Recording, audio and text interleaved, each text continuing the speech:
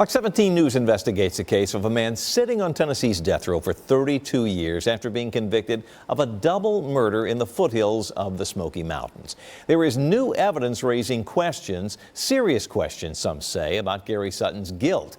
And as Fox 17 News investigates, Dennis Ferrier shows us, this new investigation was started by one of Sutton's old flames. A group of lawmakers are getting involved in the case. A brand new witness has come forward, and a key piece of evidence is being questioned by anyone who looks at it. Carolyn Miller fell in love with a young Gary Sutton a long time ago.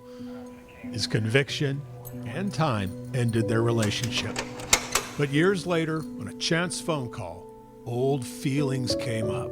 When I talked to him, it was just like all these things came rushing back in, and I knew it was just the Gary that I've always known. And so I just started doing research. Sutton's case had cobwebs, 32 years old, no movement and no money to move it.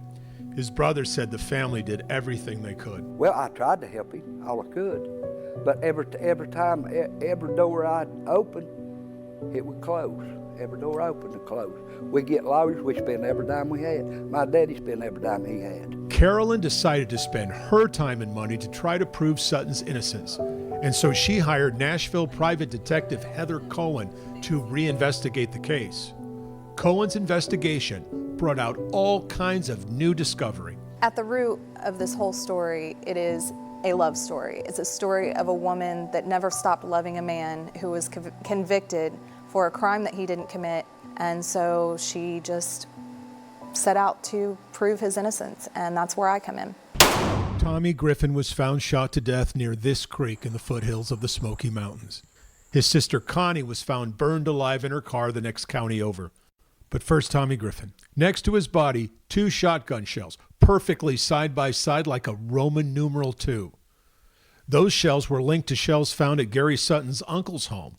It was a big part of the prosecution. But wait, those shotgun shells landed perfectly side by side during a murder?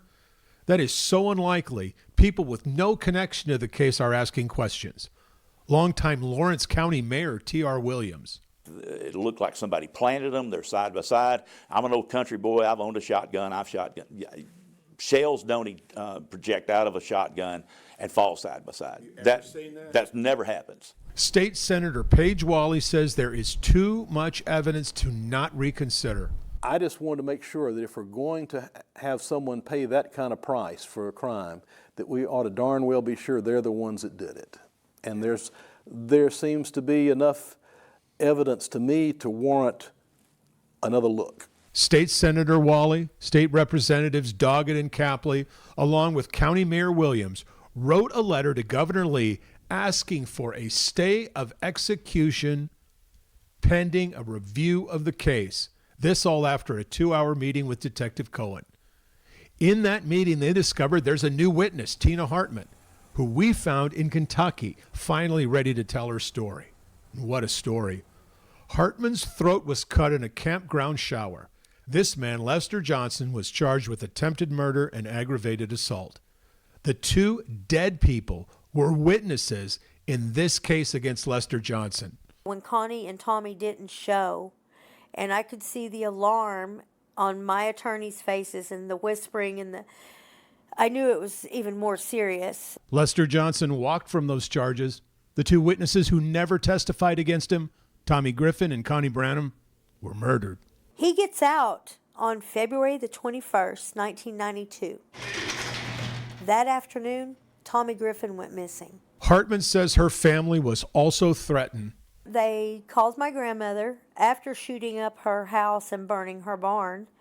They told her, you tell Tina that she's next after Connie and Tommy. Hartman says she kept all of this a secret because she was afraid for her family.